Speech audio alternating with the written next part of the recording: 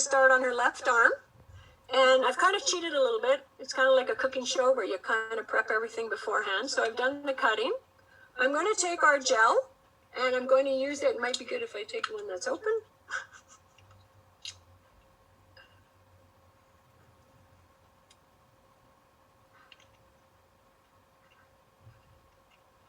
So Tammy, I know, is clean, and I'm going to put a little bit of the gel, not very much, on her arm to make sure that that is going to stick. I want to leave this on for maybe 3 days because she's going to come back for more physiotherapy, and I want to make sure it stays there, or maybe it's going to be for a week because she's going away. Sorry, I lost my cross tape. Here it is. So, cross tape. We're going to apply that first, because when I did my assessment on Tammy, she does have that trigger point over the lateral epicondyle. I'm going to peel that off carefully and just stick it on to her trigger point. You can see it's already reacting to the air waves. And that's all I'm going to do. So that's what we're using with the cross tape. We're putting it underneath the tape job over her trigger point. And the next part of this technique is going to be a muscle technique. We always measure our muscle techniques in an extended position. So I've got her into flexion. I know that the extensor system extends into the hand. Very hard to keep tape into the fingers. So we're just going to do it from the wrist to above the elbow. I'm going to always prepare my tape. And as I mentioned, we always put tape on at the beginning with no stretch, and she's going to go back into that resting position. And I'm going to make sure it's stuck. So this first part, 2 fingers or so, has no stretch on it.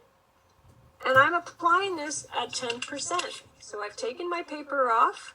And I'm going to put that 10% back on. So I'm going to get her to go back into her stretch position. And there's such a light 10%. It's not, 10% is not much. I always pat it down, make sure it's nice and stuck. And then that end, again, no stretch.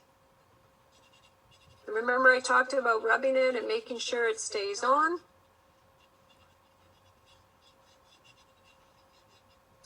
And then finally, when I did my assessment with Tammy, many people are familiar with tennis elbows, braces, and if you take that fascia and move it and then do a resisted test, hold your hand right there for me, don't let me pull you down.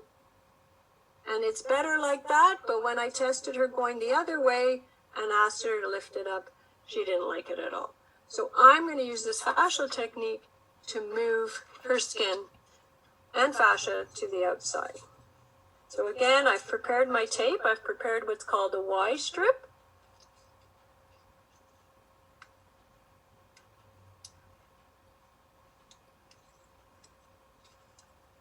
And all of our tape jobs, there's no tension at the beginning. And this is that fascial technique where you're going to not hold the base. And I'm going to ask Tammy just to turn out a little bit. And this is our jiggle technique, as we call it. We lay it on the skin, and then we're just lightly jiggling that 40 to 80% the tension. And then afterwards, I'm just laying on those last pieces. So there is a taping technique for a lateral epicondylitis for our tennis player. She's going to go off and win the tournament. We've done a cross tape, we've done a muscle technique, relax, and we have finished with a fascial technique. Okay, how does that feel, Tammy?